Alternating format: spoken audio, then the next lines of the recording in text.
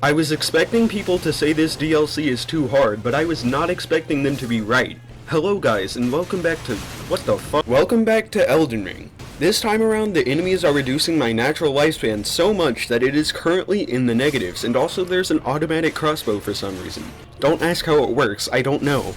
This is not part of my Elden Ring series, but rather a deep and profound analysis of the sheer amount of damage and how to turn it into a slightly less sheer amount of damage.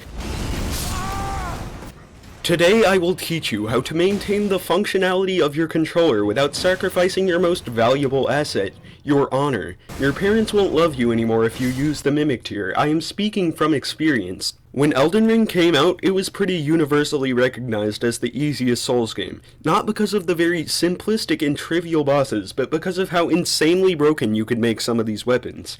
I can think of 20 weapons off the top of my head that I have heard people call the best in the game, not even including sorceries or incantations. Even a professional gamer such as myself, despite refusing to use magic or summons, will sometimes use overpowered melee weapons like Eleonora's Pullblade. I mean, I don't know how to actually make them overpowered, but I still use them. This DLC is From Software's response to people breaking their game. It is so hard that the previously game-breaking items are just okay, and the just okay items are now good luck. However, as always, summons are the exception. No matter how hard the boss is, summoning an identical version of yourself will always be kinda lame. But other than that, everything is fair game. Sorceries, incantations, shields, they may put your sexuality into question, but so will Mesmer, so pick your poison. I'm personally not using an overpowered build, but I am willing and able to spend multiple hours on the same boss, and most people aren't like that.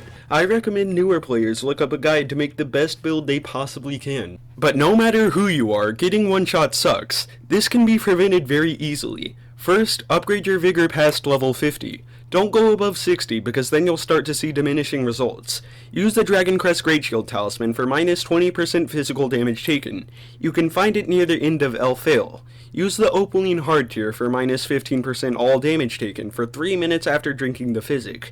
In total, you will be taking 32% less physical damage. Most importantly, wear heavy armor. You can find the Solitude set at the very beginning of the DLC, and while it is very heavy, the damage resistance is insane. Erdtree fragments are collectibles found throughout the world that increase your power in the DLC area. Moist Critical describes these as training wheels in the same vein as spirit summons. This is the worst take I have ever heard in my life. The Erdtree fragments are basically the DLC's leveling system, making you deal 2 times more damage and take 50% less when maxed out. Beating the DLC without these is the same as beating the base game without weapon upgrades or vigor. If you want to get one shot by every enemy and deal minuscule damage, go right ahead, but it is not what the developers intended, and you shouldn't shame others for using them. You should start the DLC after beating the base game and Millennia. I started at level 130, which was a mistake. I recommend starting at level 145 or higher. If you're starting the DLC on New Game Plus 1 through 4, you'll probably be fine. If you go past that, the scaling gets ridiculous. I would just start a new save and speedrun all remembrances. And most importantly, the boss in this castle should be done after the one in this castle. You do not want your first boss to take 4 hours.